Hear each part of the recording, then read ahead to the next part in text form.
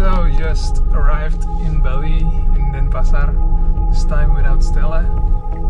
I'm inside the car that I just rent. I think this is the easiest option if we're traveling to Bali.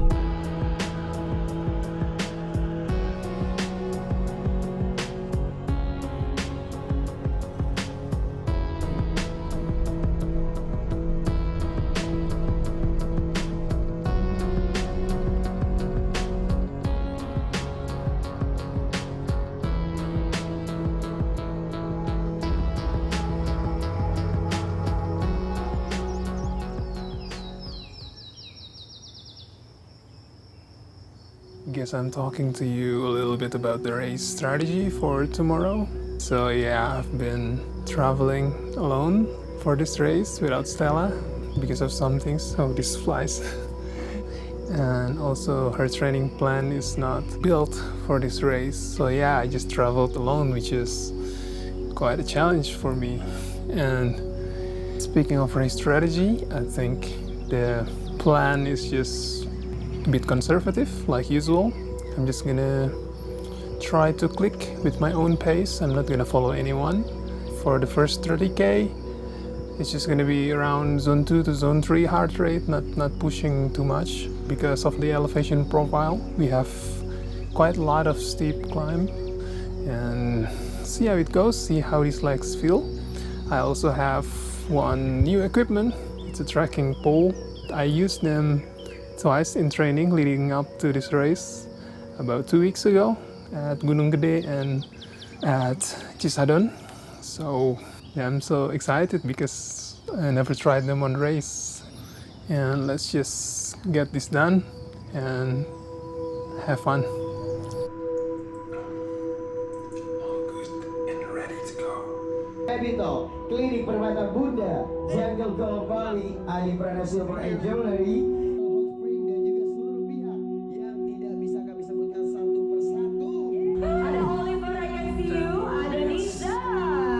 Flag off.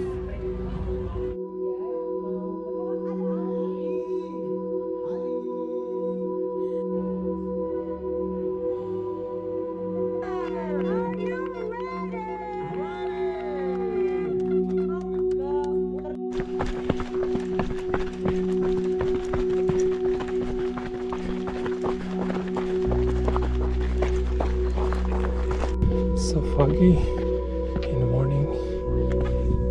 Can't see anything.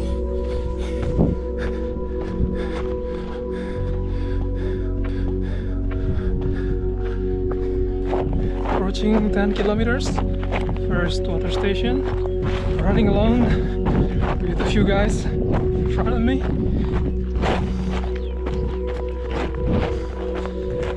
Body feeling great, but I gotta be really careful because I fell back there when descending. The fog was crazy. Couldn't see anything up there. Didn't realize that we already summited 2 peaks with a bit of rain up there. I see. Thank you. Yeah, just refilled my water. Also took care of some of the remaining sand in my shoes. I think body feeling great, and the sun starts to come up. Are we gonna do this today? I think so.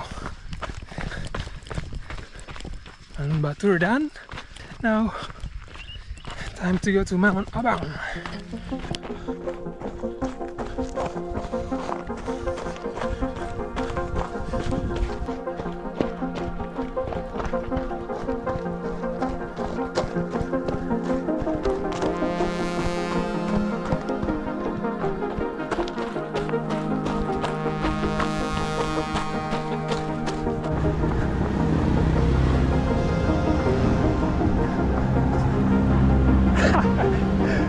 Road segment before we climb to Mount Abang with my brother. Sup? Tim nyasar, Pak. Tim nyasar. So he went about 10 minutes threshold.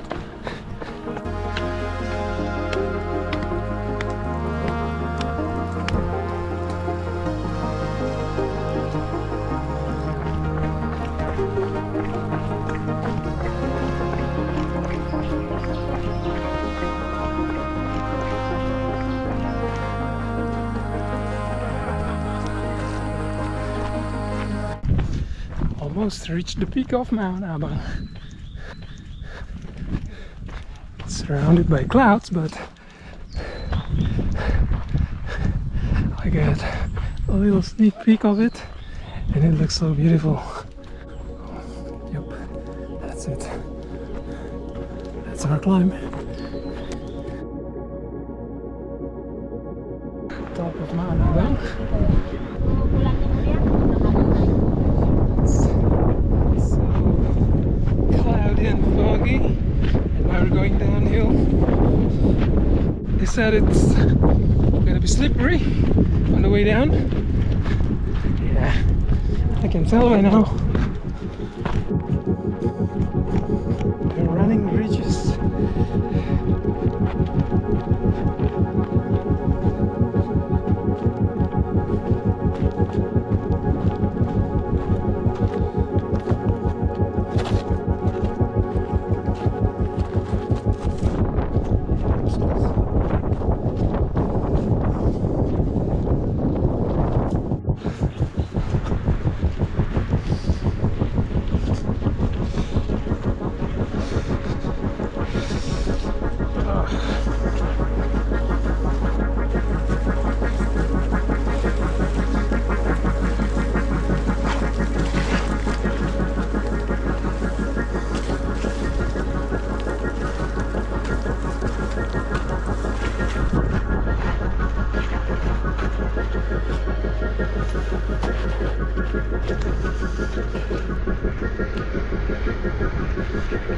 Oh my gosh.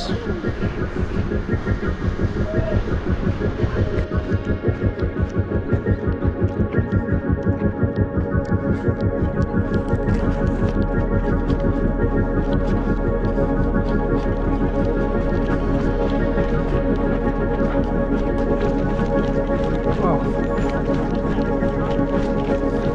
What a view. Yeah, I get it now.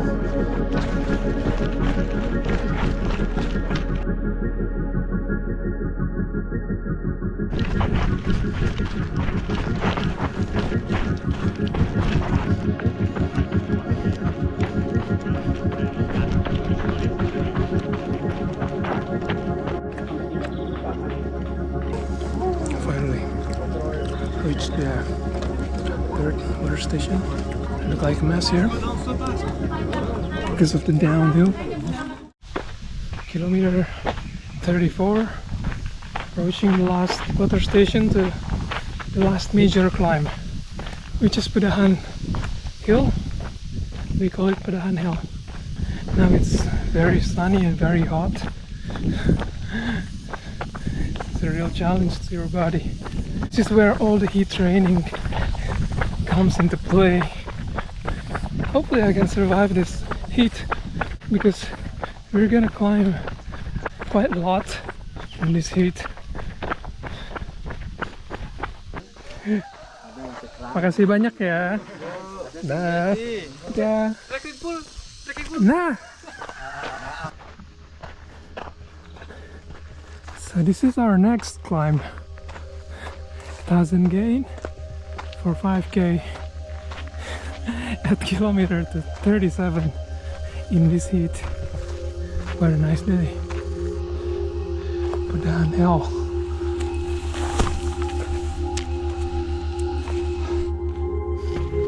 We just passed the last major climb. I don't know what that is, it's a bit awkward. Yeah, I don't see the point of putting that amount of gain late in this race at this very hour. I don't mind the climb, but everyone is having a major bump because of the heat. But on the other hand, we have a nice view of Mount Agung, which I hope to climb soon. And now it's time to focus on the last segment, which is 15 kilometers.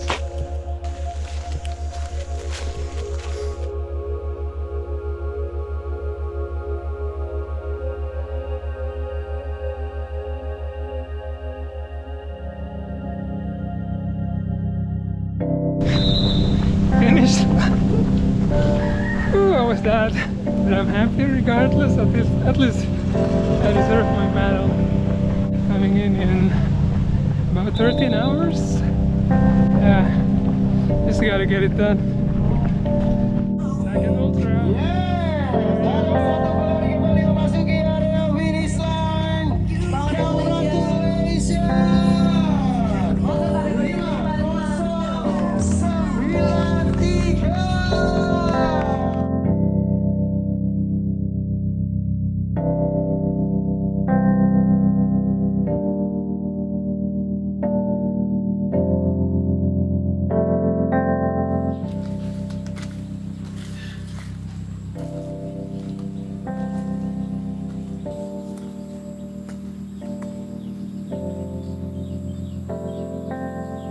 It's been 2 weeks after the race, and I'm going to talk a little bit about the race experience.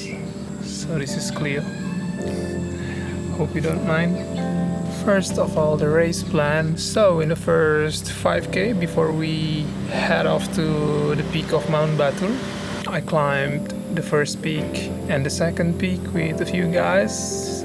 We were maintaining a pretty honest pace, maybe about 15 minutes per kilometer. It was really dark and foggy. We couldn't quite see the top of Mount Batur, and without even realizing, we've already at the summit.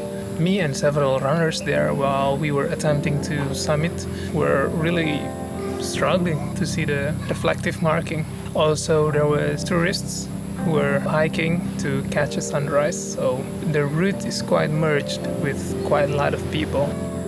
And the downhill part was technical. After the first weather station, we continued our way down to the trailhead to Mount Abang. Again, there was quite a few runners who got lost because of the marking, and Remedy, who were running with me during most of the first half, he was also got separated with me and ended up in 15K course. So in the video I told you guys that he went about 10 minutes threshold to catch up with the pace. Yeah, it was quite tricky. Yeah, I've seen better course marking. I'll talk about that in a little bit. After that, we head straight to Mount Abang. At the top of Mount Abang, couldn't see much of the view because it was cloudy at the top and the weather was not so good, and it ended up really slippery on the way down. Yeah, most of the runners, I've seen a lot of them just surviving. Yeah, because it was so dangerous. There are a lot of rocks, there are a lot of slippery paths. Honestly, I was a bit down mentally from the top of Mount Abang because of the difficulty of the downhill. I took about 25 minutes to descend the first kilometer, which was very slow. If I didn't run that pace, I would have tripped, maybe. So yeah, I managed to get my rhythm back and down to Trunyan Hill. Still dangerous, it was technical. When we arrived at Trunyan Hill, the view was very nice. The downhill is one of the best view I've ever seen. It was just so beautiful. Yeah, I was filled with gratitude. I looked like a mess, but I was very grateful at that point that we've already ran almost 30K and I survived, as well as the other runners. And yeah, we continued to the second checkpoint, which is in Trunyan village. At around kilometer 30, we continued with the undulating hills, and it started to get really hot and the sun was really exposed. I was glad I've put on some sunscreen, and we continued to the Pedahan Hill. Pedahan Hill was at kilometer 39. Yeah, they've already said that it was gonna be the most difficult part of the race. We were merged with the 85K participants. I've seen some guys just sat there asking themselves why they did this. Rough patch for some runners. I was feeling trashed at that point because my quads were screaming. I was almost cramping. If I was cramping there, I think my race was over. But yeah, but glad I didn't cramp. I managed to run to kilometer 45, the last checkpoint before we finish.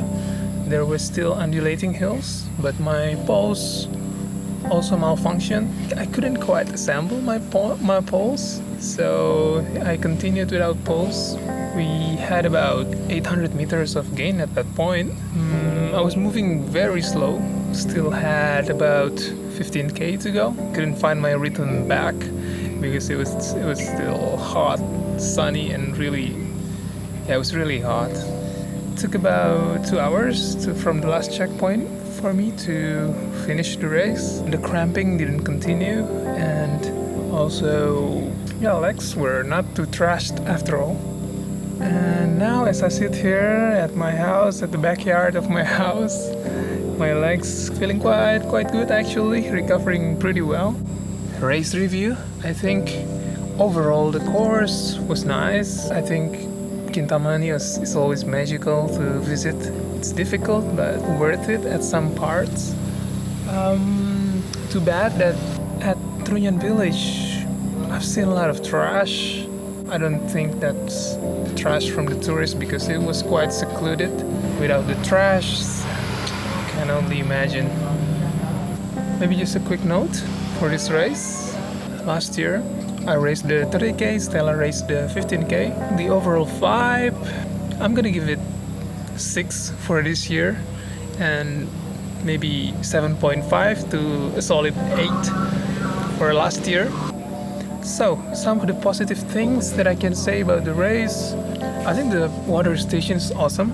Volunteers were top notch. Thank you for all the volunteers there. And also the medical team, also great. The water and isotonics were also complete. They have a combination of solid foods and fruits. Also, they have soup.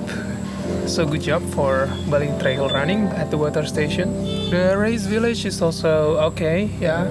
There is a lot of running equipment that's been sold there with a good price. I also didn't bring my salt stick. I was glad that they sold salt stick there. Parking spot is also easy to find and I didn't have any problem parking my rent car before the race starts. The parking crew also been really helpful there. Some things to note though. First of all, the marking. It's quite common that the runners there, 55k, even the 85k, some of my friends that I talked with were noticing that the marking was a bit confusing and sometimes misleading. At the corners, we couldn't quite see where the marking was heading for. It ended up pretty bad for some runners because they had to make time to be on the course again, especially when it was dark. I think it was dangerous when runners couldn't see the marking, especially in the downhill. So yeah, that's one of the things that can be improved. Also, the race marshals, by my count, I only saw about 2 segments that there was marshal. I wasn't keen of taking the turns without marshal, especially on road intersection. I think there should be more marshals. And the number of water stations, there were only 5 water stations. I think that wasn't enough. Yeah, again, I'm comparing this with some of the races that I've raced before BTR. I think the ideal water station should be around 7. And the distance between water station was quite far. The last water station to the finish line, it was 12 kilometers that we had to run. That's just too far. If you agree with me, or if you disagree with me, or if you raced BTR 55k, you can tell us in the comments section. Also, I noticed that we didn't have any bracelets at every checkpoint. I think that's important to keep track with the runners. Bracelet is an important thing at every race. But so far, I was happy with my result. My second ultra, of course. Yeah, it went well. Apart from the dramas and things that didn't work out well, I think overall I'm happy. So I cannot wait to race again. I'm starting to get familiar with the distance. And yeah, I'm psyched for the future of my trail race journey. When I come back next year, I don't know, maybe 90% not coming back because of other goals. I'm eyeing Rinjani 100. I really want to summit Rinjani in a race.